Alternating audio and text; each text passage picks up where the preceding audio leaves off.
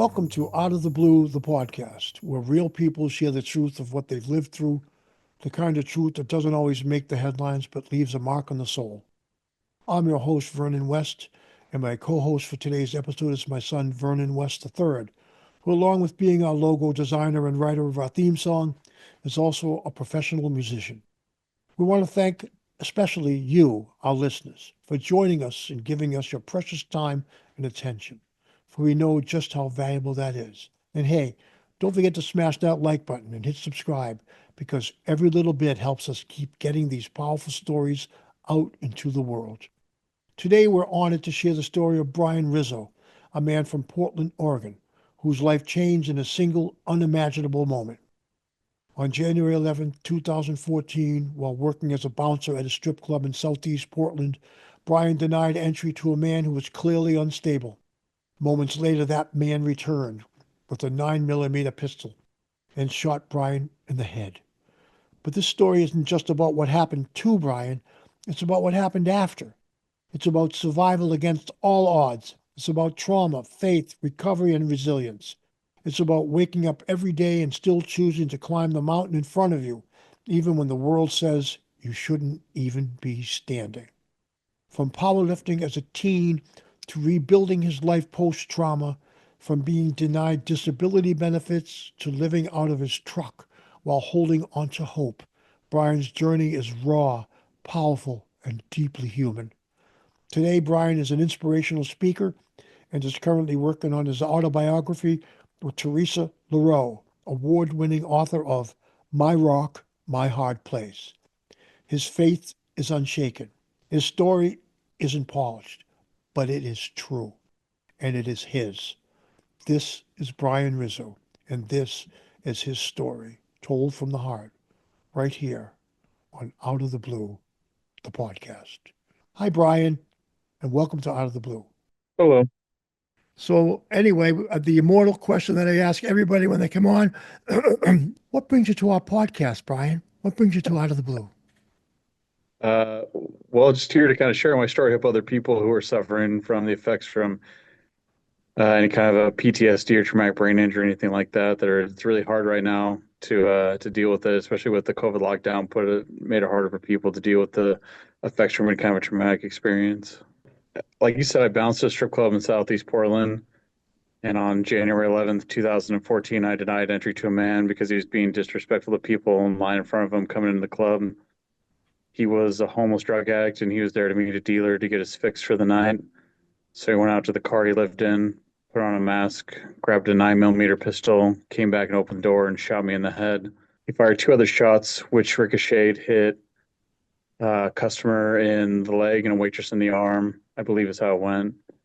And he went out into the parking lot, and a man named John Bear, who was the other bouncer for the night, who was a little early for his shift, had an Oregon concealed carry license, shot the homeless man twice with a 45 ACP. I collapsed to the floor and I was laying there spasming. And Jackie Winston, the bartender who was working that night, she and I both started working at the club when it first opened, came over and put her arms around me. And I stopped shaking. She held me till the paramedics came. I was taken to Emmanuel Hospital. I was very blessed that Dr. Adler was on call for cases similar to mine and the medical staff that was working that night. My parents were contacted, my sister was contacted, and Bill and Becca Spain, who at one time had been roommates of mine. Bill had been head of security when was working at the club, and he's the one who taught me how to do the job. And they all came to the hospital. At first, they were told that I wasn't there because it's still an open police case, so they didn't want to get the information out because they had no idea what had caused the shooting, if it was gang related or anything like that. So the police didn't want the information to go out until they were able to communicate who they were, and then they were taken to a side room. And Dr. Adler came in and told them that I had been shot in the head and I had less than a 1% chance to live. And so my journey began. I was put into a chemically induced coma, which is you're not actually asleep. The best thing I can compare it to is being like a blackout drunk. It's when you're kind of like between being awake and being asleep, but you're not really asleep to where you're resting. That's what it's kind of like when you're put into a chemically induced coma. I have a lot of dreams when I was in the coma, and every single one of them, I couldn't stand up I couldn't sit up or stand up, but I had been having things similar to seizures when I was in the coma. So they strapped me down into the bed because they had all these wires attached to me to monitor anything you could possibly think of. It's amazing the technology they have in hospitals. Everything that they monitor is so unbelievable. 21 days into the coma, Dr. Adler decided to remove the bullet from my head because it hadn't exited. It stopped in the back of my head because the first thing is that lead poisoning was the first thing that he's worried about. And the second thing was so they can do an MRI scan. So he took the bullet out with no complications or problems. I won't complain about it. I feel like he did a pretty good job of getting it out of my head. So That's there wasn't any awesome. problems from it. Thank God for that doctor. Yeah, he was a very great doctor. I mean, he put so much effort. I mean, he would check throughout the night how I was doing even when he wasn't at the hospital. He was like continually checking on me. Wow. And when I say they monitor everything, man, like it is unbelievable the technology. I mean, this has been 2014. I don't even know what they have nowadays. Could even be better now, but the technology they had was unbelievable. Everything that they could monitor, like couldn't even get into it. There's so many things that they monitor when you're in a coma is unbelievable. When he took the bullet out, he was able to do the MRI scan. Everything changed. The bullet had been full metal jacket, not a hollow point. If it had been a hollow point, I would not have survived. No, hollow I don't point know. split up, right? It split Yeah, up. split up. Yeah, into smaller pieces and everything like that. There's no way to survive since it was a full metal jacket in a way. It was kind of a blessing. Yeah. The bullet did not go straight through my head. It moved in an arc around the left side of my head, and it went slightly to the right side of the back of my head, and it had missed my brainstem, which if it had hit, my whole brain would be dead, Right. and it missed it by the width of a hair. And I mean, a width of a hair, man, for my is unbelievable that I survived it. I mean, I had less than just like a 1% chance to even live, so it's just unbelievable. The width of a hair, like that is like tiny, you know. I mean, I myself was on in an induced coma for like 10 days. And I can tell you this was in 2017, 18 or whatever. And yeah, I know that what you're saying about technology, they monitor every single thing. It's amazing. It's really incredible. But boy, oh boy, you were in there for 21 days. I remember, Well, I mean, when they took the bullet out, and then 10 days after that, so I was in a coma for 31 days is when I came out of the coma. whoa. So I woke up laying strapped in a bed and had no idea where I was. And a nurse told me that I was at Emmanuel Hospital and I'd been shot in the head, which is like the craziest thing to hear when you like, I guess, call a wake up when you come out of a coma is just unbelievable to hear Yeah. that. And Did you think she was joking or messing with you? no, it was my brain was still Yeah, super swollen. Like I was definitely like not fully in it. So it was just a weird thing to hear when you wake up. I'll yeah, say, I could. Yeah, I'll Especially when you say, don't know where you are, like this room you've never seen before, and to be told that was just unbelievable. you said you had dreams when you were out. Yeah, every single one of the dreams, like I said, I was laying down somewhere, sitting somewhere, and I couldn't get up. Bill, who is my best friend, I mean, he's the one who truly taught me how to be a man and everything I needed to know, taught me how to do the job correctly, and a lot more in life that I had personal issues that he helped me get past and things like that. He was the only person that like I recognized it was in one of the dreams that I had in the coma, but he came and saw me regularly when I was in the coma and everything like that. So that's the dream that I remember vividly was the one that he was in. But he was there talking to me all the time when I was in a coma. It's interesting. yeah. Wow, it is good to know that maybe some people around those in a coma can permeate that state and get through to them somehow. You know, it's funny because when I had the dreams under that state, I was thought, I'm in my dream, I was laying in what I thought was like a tube and I was piloting a spaceship. Okay. And I had all these people around me that were like my crew members. I didn't see them, but they were buzzing around, taking care of my needs. And I even knew when they changed shifts. Weirdly, I had a new crew. I just knew. And as I'm piloting this spaceship in my dream, I'm piloting into like what it looked like a spiral galaxy. I'm going into the middle, like to find the black hole, I guess. I don't know what I was doing. But in that dream, I suddenly thought, geez, this would make a great screenplay. I got to tell Vernon about it. This guy right here, my son. And the minute I thought that, I was out of it. All of a sudden, I was in my body in a lot of pain, like excruciating pain. I was coming out of it. The dream after that was ridiculously weird. But not, all I'm saying is that Vernon did come to me in my dream. He was the one person that appeared to me, and I thought, oh, I got to tell him about this. And next thing you know, I had to be awake. I wanted to be alive because I felt so peaceful going to that galaxy. It was definitely like maybe death calling you, don't go into the light. I didn't see the light though. I saw the spiral galaxy. But anyway, you were saying that, but before this all happened, your life was entrenched in other things, like you said, with Yeah, I mean, I, my friend Chris Thunder, who did local pro wrestling from the gym, he's the one who opened the club, and he hired me at the gym. And I was 2 weeks shy. I turned 22 was when I first started bouncing. It was like, man, you really start seeing like the reality of the world.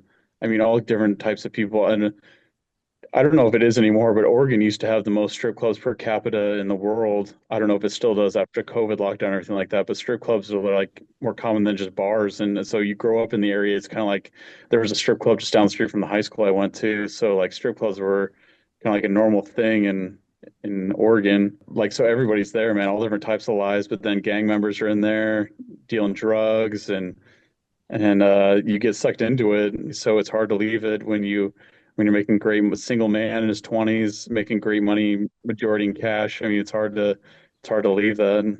oh, it's very addictive, very, very, Very much very so. addictive. Yeah, the whole lifestyle, including the sex and drugs, very addictive. How are you as a student in school? Were you kind of like falling off with grades and it kind of led you into like certain crowds or No, I did. Like I didn't go. The high school I went to wasn't very great. I went to Rex Putnam High School, which is in Elk Grove, which is an area just a little bit south of Portland. But Oxycontin ran through my class like crazy. I buried a friend who overdosed on Oxycontin my junior year of high school. Wow. And there's a lot of oh people damn. that I hung out with that dropped out of school that became addicted to Oxycontin and was like I mean, just ran rampantly through the school. My high school stint, Oxycontin was also really big.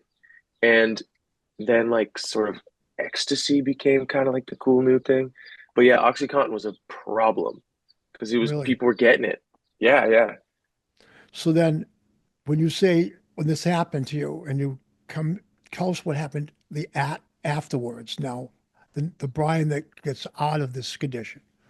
Yeah, so I come out of the coma after 31 days, and it's kind of a blur. Like they were waking me up every 30 minutes, every hour, telling me what time was and what day it was, just to make sure that I wasn't slipping back into the coma. So it's kind of like a blur of time trying to remember because you're like asleep and awake like that. You're not really like sleeping for a while. Then it's getting close to the time where like I was down at the hospital, like everything was stabilizing, and so they were going to send me for to rehabilitation.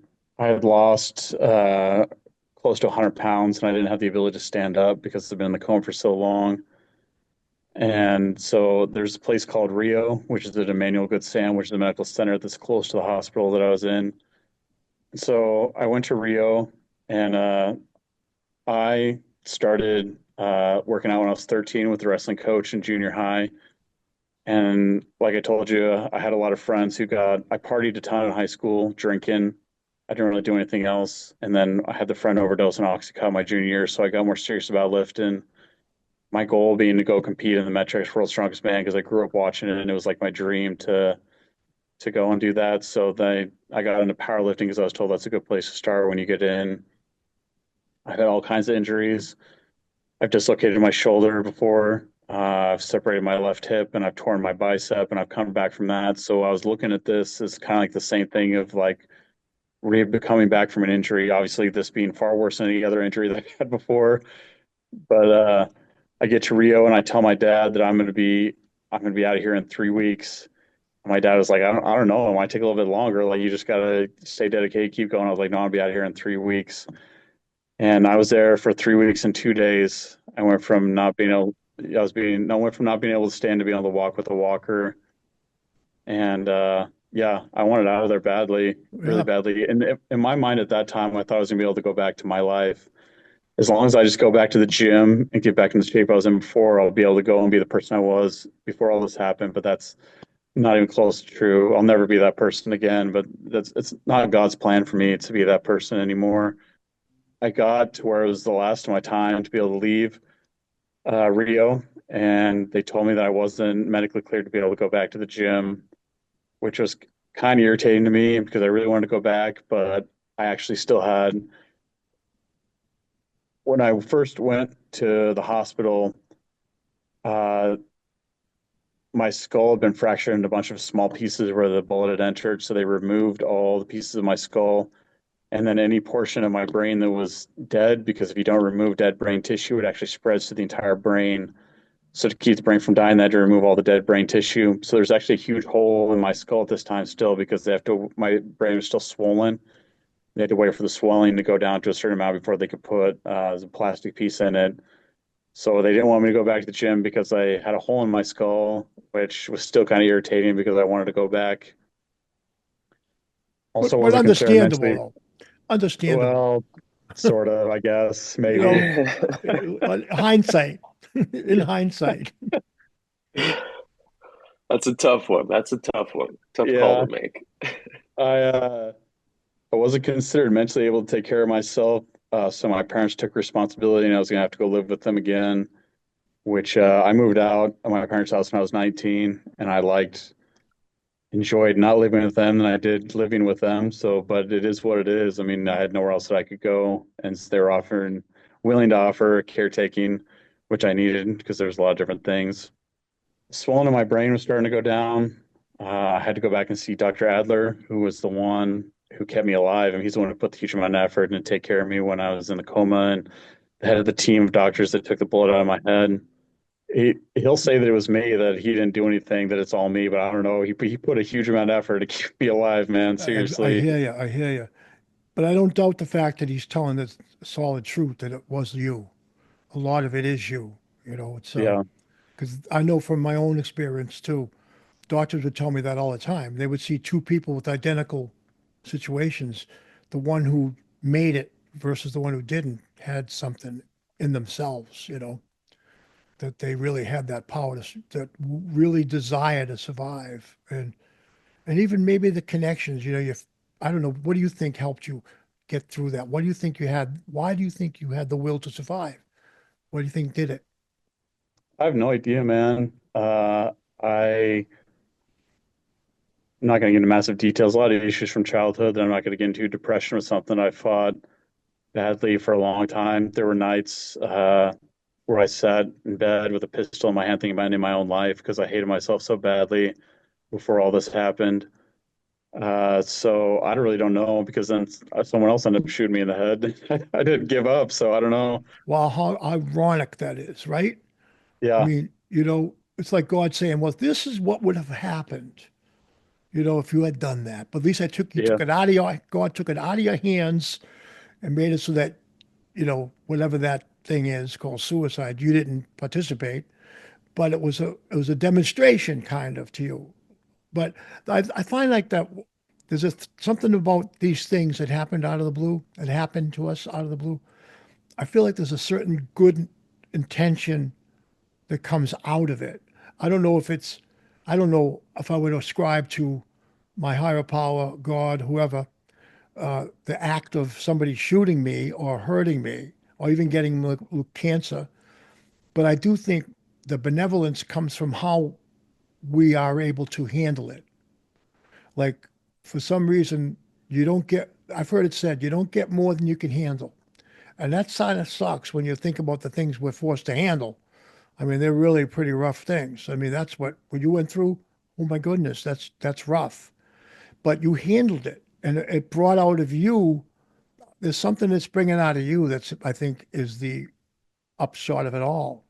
I think about Paul because Paul was basically going after Christians. I mean, he was killing Christians until he had his moment with where he finds Jesus, and then Paul goes from someone who was killing Christians to I mean, basically the top person to spread the presence of Jesus That's to other that's a countries. great analogy, great comparison. That's so right on. Yeah, I believe he like suffered pretty intensely too at the beginning of his journey, right? Like he was blind or something. There was yeah. an intense burden he had to carry in like transitioning into that lifestyle. Yeah, I he was think. blind. He was blind until he talked to one of the disciples. I don't remember which one of the disciples it was. And that's when he got his sight back, and that's when he started his life of spreading the word. Insane. That's an intense comparison, though. It's really amazing that you found that comparison too. That says something. So I go to see Dr. Adler so they can scan my head so they can make the plastic piece to put in. And I go into they scan my head. It was really nice.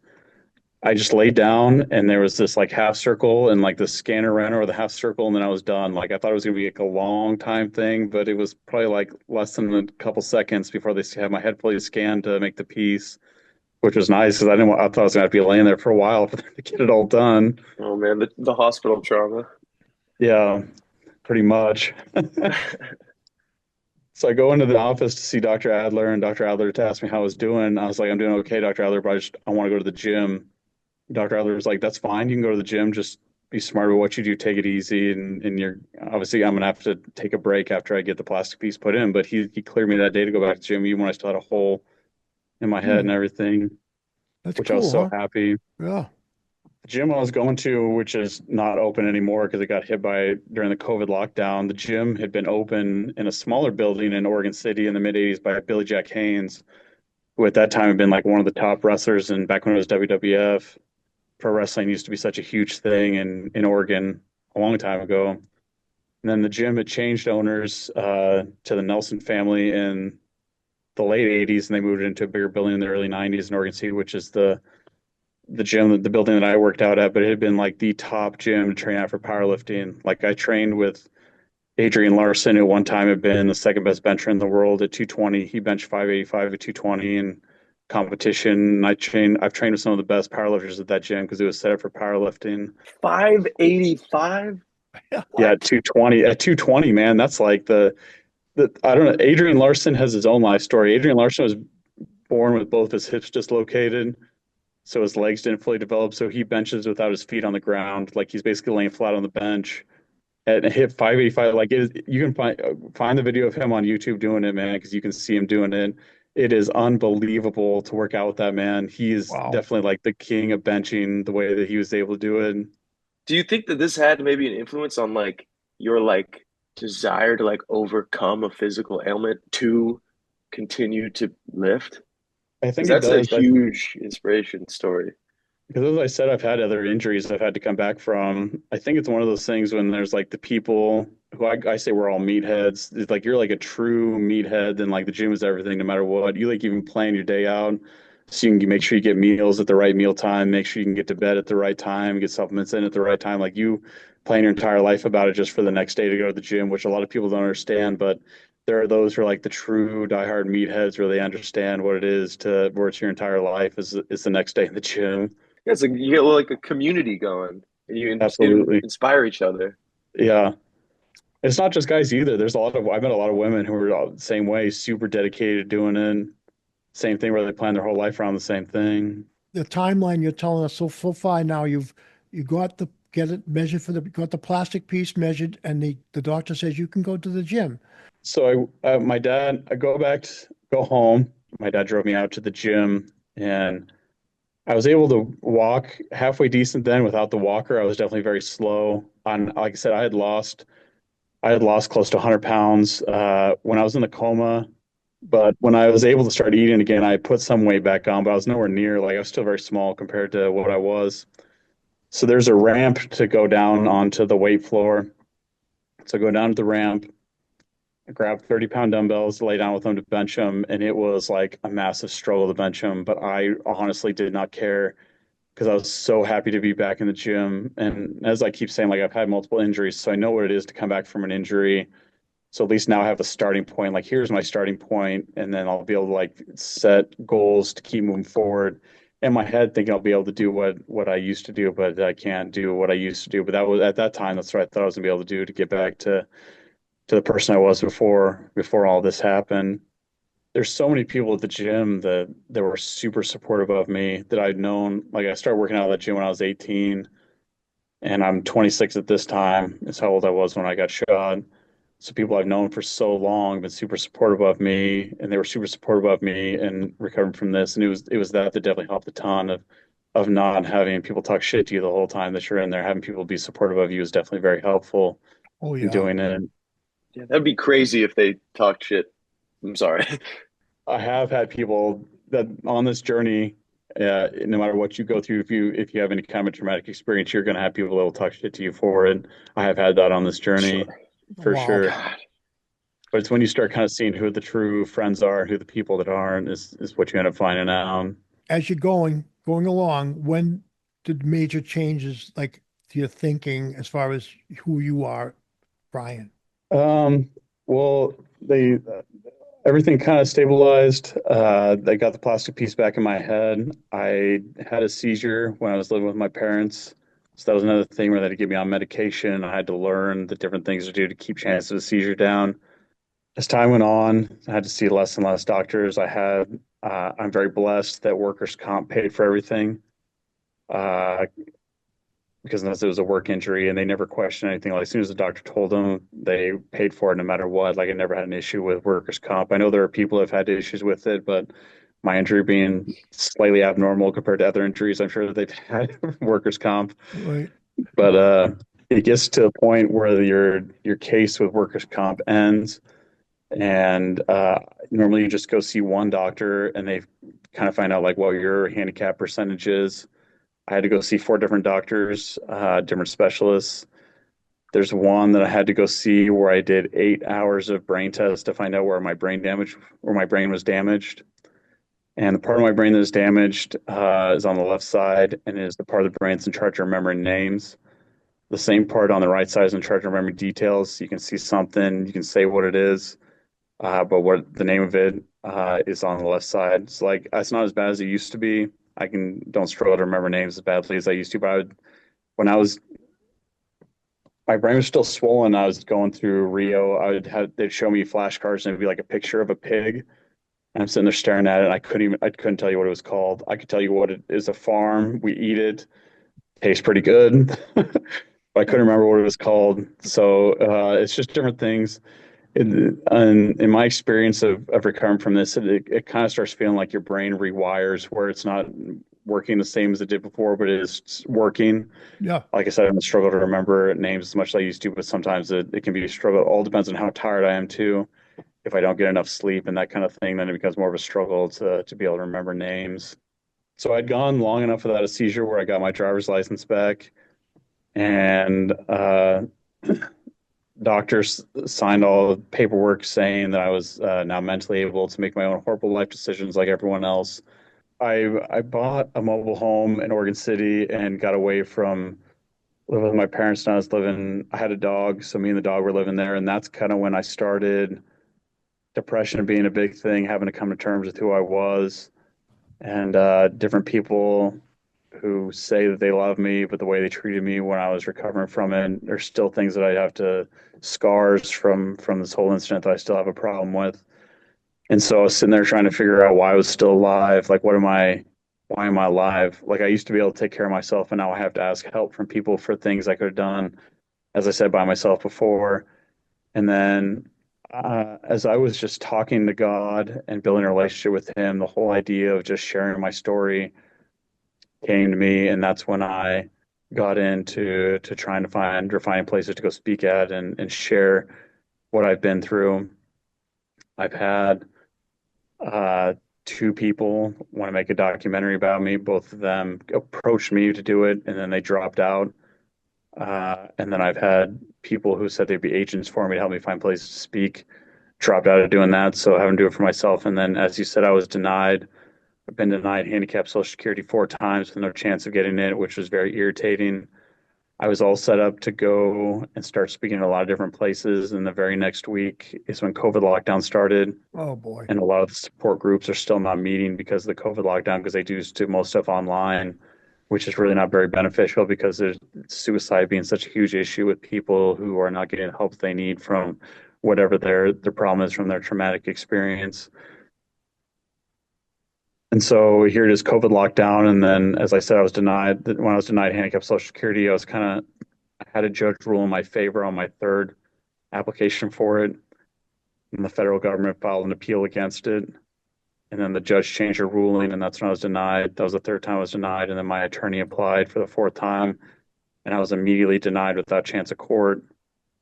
So that was the last time that I applied for it. So here I had no money because the jobs that I was supposed to go do were COVID lockdown hit it. We're kind of past the time where, I mean, you have to start paying rent again because the COVID lockdown kind of let up, but it still wasn't opening up jobs for everybody. So I got evicted, my dog and I. So I found a new gym to go train at. They allowed me to live in my truck in the parking lot there. While I was, excuse me, still find places to go speak and make something out of what I've been through. And it became when you have, as you said, like a mountain set in front of you, there are going to be times where it's an easy walk, and there's going to be times where it's a fight to gain ground, and there are going to be times where you lose the ground that you fought for. And for me, it was a reminder that when you start building a relationship with God, there are going to be all kinds of trials that are going to be set in front of you that other people aren't going to have, because since they have not given themselves to the Lord, then they're not going to have anything to test them because they're exactly where the devil wants them to be. So you have to have an understanding that when you start building a relationship with God, it does not mean that life is going to be easier. It's just having to understand that you're not alone on it, and the good times are going to be better than anything that you can imagine because God's plan for you is far greater than any goals or visions that you can have, which is what I still believe, because I'm still not at the point where it's an easy walk in the sunshine. It is still a time fighting up the mountain, but I do feel God is with me on this climb. And a very, very a friend that I've known since I was 19 or 20 found out that I was homeless, and his wife had competed as a figure fitness competitor, and a friend of hers, Teresa LaRue, who you mentioned, had been a female bodybuilder and wrote the book My Rock, My Hard Place: Survivor of Domestic Violence, is the one starting to write the book about me. And just the vision of light in the darkness is what I feel like is coming on this journey that's been set in front of me. I really love that, Brian. That's the thing. I was, as you were talking, I was thinking, is this kind of what you would say at one of an inspirational speaking? Is this is kind of what you're talking about? This is your message, right? That is your. What would you boil your message down to if you had to boil it down? God is with you no matter who you are. Uh, no matter who you are. If you just look at the disciples, they were not the best of people until Jesus chose them to be. They were not like the high class citizens. I mean, they were kind of low class fishermen who Right. drank and gambled and probably cussed, and they weren't like the high, but he chose them to be the followers. And you have to understand that it doesn't really matter what you did beforehand, because like I said, I mean, I was one of the people that was a regular at the club, was the top Coke dealer in Portland. Like, even people would come to him to get Coke, would cut it to deal. I mean, he was dealing a huge amount of Coke there. And then I was helping traffic Oxycontin and Vicodin. When people got prescriptions, they'd come and sell it there. And I myself I ended up taking over steroids. The person that was dealing with steroids got fired from the job, and so I took over for him, and I was dealing with steroids for a living. And I was taking violence upon people and hatred and angry all the time. And so I was not like the best person. And truly, just a den of sin, God still decided my life was worth something. And there are so many people that are struggling, and it's kind of changing now with the way society is. But for quite a few years, has kind of made like Christianity out to be this horrible thing where people are talked down to for having a faith in it. But I may not have as much money as I used to have, and I may not have the best of lives, but I have a lot more happiness now. When I started building a relationship with God, I'm far happier than I was Yeah. before. I love it. I love it. I just spoke to somebody yesterday who said almost the same thing. He said after this event had happened to him, and his was obviously not the same, but he said he felt like he had a second chance. That was the biggest thing that hit him personally. That you get a second chance to do it. Who gets that? no one gets a second chance. So like when you got that second chance and then you establish a relationship with God, I mean, yeah, I do think that at that point there, you now are having, opening the door to real true joy. You know, you can experience, the drugs and the booze and the everything else that goes with that scene. Yeah, that brings you certain pleasure, but it doesn't bring joy. But you're now capable of experiencing joy. Like that's what I hear you now talking. I thought that the other day when I first met you. I thought I looked in your face and I said, he's feeling happiness and joy in his life. And I could see it in your eyes. I honestly could. And that's something you can't fake. So when you carry this message to people in your inspirational talks, I mean, that's pretty much what I think I'm getting out of your inspirational thought talk that I'm getting right now here at this point in our interview.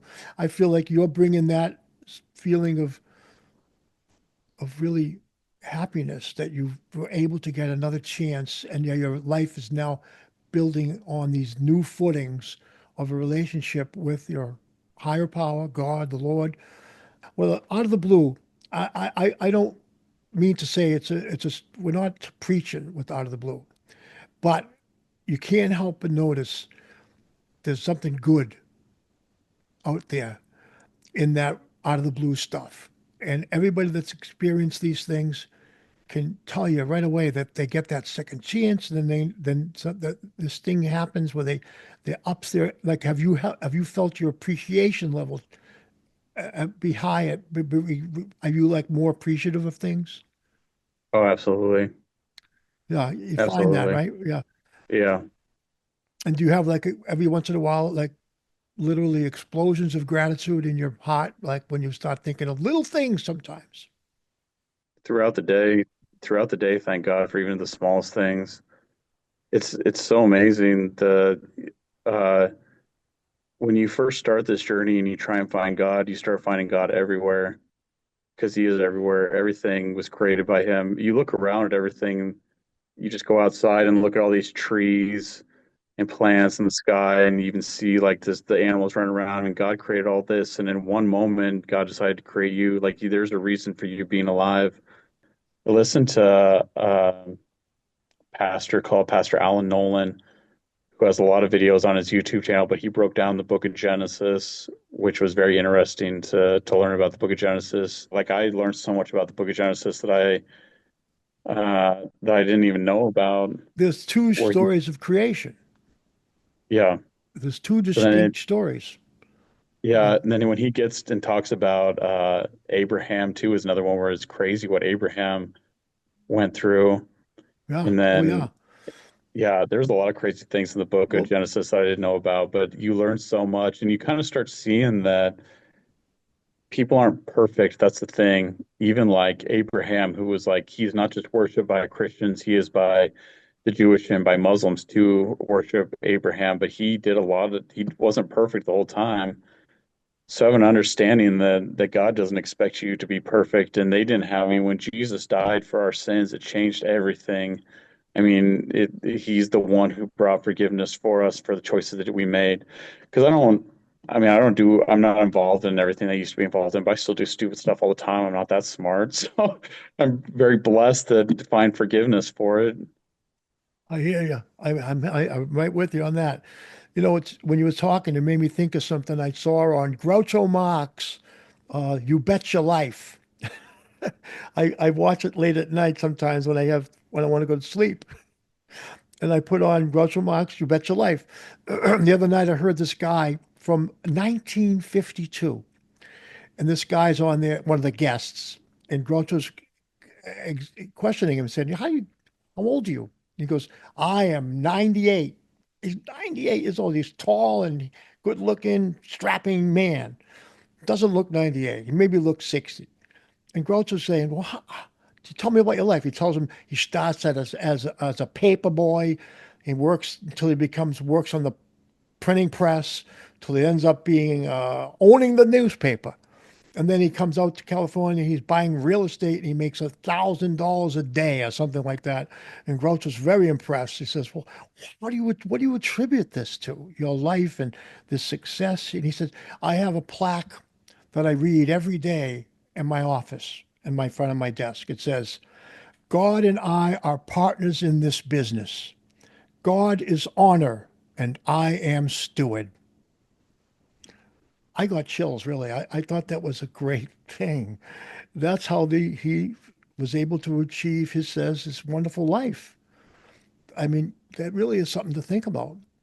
I remember when my kids were going to Sunday school, there was a statement that made me think of when you said God is everywhere. We used to tell the kids, "There's not a spot where God is not." Really think about it, right? That's backed up by the Bible and everything, and every religion, really. I mean, God Bit is of a infinite. double negative there. Yeah, yeah, it It is was a little kind of. hard to understand. No, no, When I'm you're a just kidding. kid, but it is true though. I mean, it's just saying God is everywhere. I mean, out of the blue is everywhere. That's what in a backhand, in a sort of a backdoor side way, trying to get people to think about that. To think about where do we come from? Where does it all come from? What does it all mean? I mean, there's so much stuff that pretty much what do we have control over, Brian, right? You learn that. We have so little control over really anything. But what we do have control of is how we feel about it, what we think, what we choose to do with it. And I think, when hearing the way you're now using this experience to share your hope, share your how you found your guiding light, so to speak, that is now helping your life move forward in ways that you never would have imagined. When this podcast comes out, we're going to promote it a lot, and I think that it will help even if you can reach I look at it like that. If we can reach that one person with a feeling of hope, it's worth every bit of struggle, every bit of work it took to get there. And again, if you look in the Bible, it's not just Abraham that wasn't perfect. I mean, Moses was just supposed to tap the rock for water, but he smashes into it, which leads to the Jews having was it 40 years of wandering before they get to the promised land. And then you have David, who was allowed, I mean, he was given the courage and ability to stand against Goliath, but even David wasn't perfect because he sent his friend to die so that he could take his friend's wife. I mean, Yep. you have these characters in the Bible that are truly like Human. um, human. Yeah, they're saints. They're worshipped as members of uh, uh, worshipers of God and things like that. But the only perfect one was Jesus. He was the only one that was perfect. I mean, he's the one who did not have hatred and he didn't bring revenge upon anybody. I mean, he didn't do anything wrong. He was the one who truly walked the path that he was supposed to walk. And so you look at it and you have to understand that you don't have to be perfect. Jesus died for our sins so that we would have the chance to get to heaven and understand that you're not going to be perfect, that when you're climbing the mountain, whatever the mountain was that was set in front of you, you're probably going to do horrible things on it. You're going to make mistakes, which is human. But I'm understanding that if you accept Jesus as your savior, that your entrance into heaven is guaranteed. But it is a two-way street where you do have to put effort into being a better person. You can't just do whatever you want and then just beg for forgiveness and think that you're going to make it. Some people think that you can do that. I don't believe that. I believe that you have to make at least the majority of your choices positive, the majority of things you do in your life positive, and maybe help a person any chance that you can get, even if it's just small things like holding the door. Just a small thing in my mind ends up meaning that you're following the teachings of Jesus more than someone who thinks that they just continually ask for forgiveness, that they're going to get farther. There's a strength in doing these things for nobody but you and your relation with your like higher power, and if you leave with the reward of that, nobody else. I mean, obviously maybe the person you benefited, but there's a real like personal relationship with like uh doing good for others that it can't be in vain, it has to be genuine. Can't be in vain. That's really the thing right there. A lot of vanity in the world today. There's a lot of everybody's a narcissist. Everybody's building their own brand on their phone. I mean, it's funny how that is now. And, they say that, I mean, the numbers are saying that loneliness is increasing. Like 33 or something, 34% of the people in the world are lonely. And that's because of social media. I mean, it doesn't, you have all these Facebook friends or the Instagram followers, but they're not your friends. I mean, come on, they're not really there for you. They're remote. You know, the interpersonal relationship in your actual life, that counts a lot, who you Yeah. encounter as humans. I think one of the biggest things that has caused the issue for people to have depression or loneliness is that our society has moved away from like Western ideologies, where again, where the church was the place that everyone met, and the church is what provided everyone for things to do. We also had, I mean, farming was like the biggest thing. You just look at older generations. I just think about my great grandmother, who was like one of the nicest people I ever met my entire life. She passed away years ago, but I mean, they had the Great Depression they had to make it through, and it was just people were just way different then. But you had the churches and just a relationship with God being the biggest things, even just 100 years ago, 200 years ago, where Christianity was a lot larger. And so as people in the church to move society forward to better living environments for society, which is what's being kind of moved away from, where it's mocked and criticized for being Christian. Yeah, I don't, I don't think anybody should criticize anybody's choice of religion. I don't think we can go backwards, so we have to go forward. So what we have to do is find a way to bring people together on the same ideals that the church brought people together with. What it really is people come together and they take care of each other. The church was known for taking care of each other. And a lot of churches still do that to this day. I mean, there are churches that if you come up short for your mortgage, they'll help you, you know, and they'll feed you if you're hungry. It sounds like the gym, sorry, the gym that you were part of, the guy who let you sleep in the parking lot. This was a form of a communion, like a form of like maybe like an intro into like a group of people that you can spiritually commune with that are all working toward the same goal. That's like a healthy goal and it's supportive. That feels like a form of church, It does. just in different clothes. We find you found church in a different sort of flavor, but then you kind of get to the heart of the meat and potatoes of your faith and where that comes from. But a community, I feel like, is maybe the most important aspect of that. And like you said, society is fracturing. Like we are not together anymore. So even just meeting every once a week, seeing these same people, catching up with them in person, connecting, that to me is something I deeply miss as someone who kind of rebelled against going to church as a kid. Like I miss that ritual and that like checking in and that sort of like spiritual inspiration that you give each other. It's funny you can find that in many places. Yeah. Yeah. So now that you're doing your inspirational speaking and writing the book, essentially, what would you say you're trying to do with that?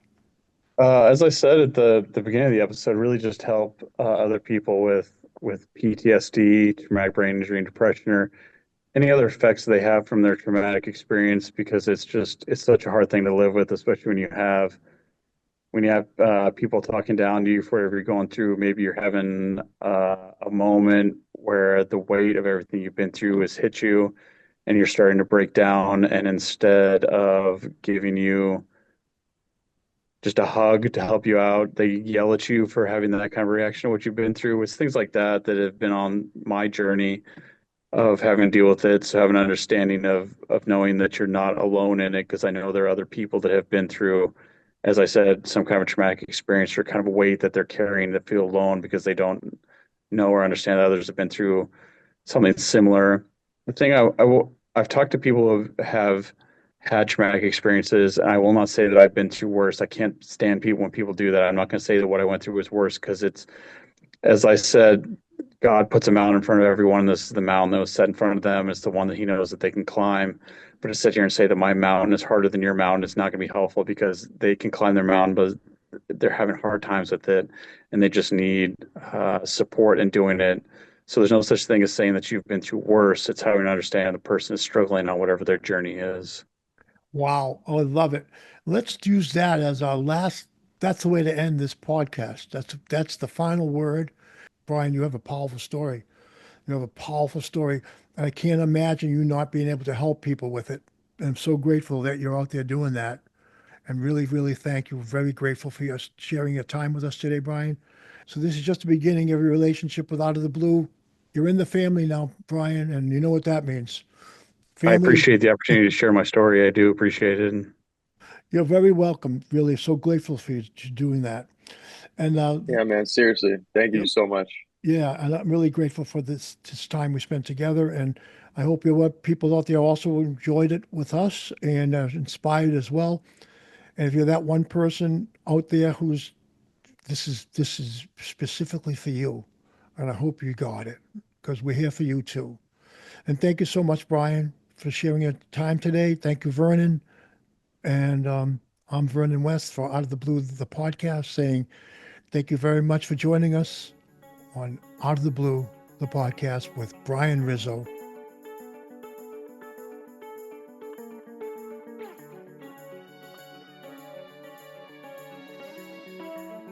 Out of the Blue, the podcast, hosted by me, Vernon West, co-hosted by Vernon West III, edited by Joe Gallo, music and logo by Vernon West III.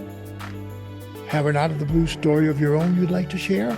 Reach us at info@outoftheblue-thepodcast.org. Subscribe to Out of the Blue on Apple Podcasts, Spotify, or wherever you get your podcasts, and on our website, outoftheblue-thepodcast.org. You can also check us out on Patreon for exclusive content.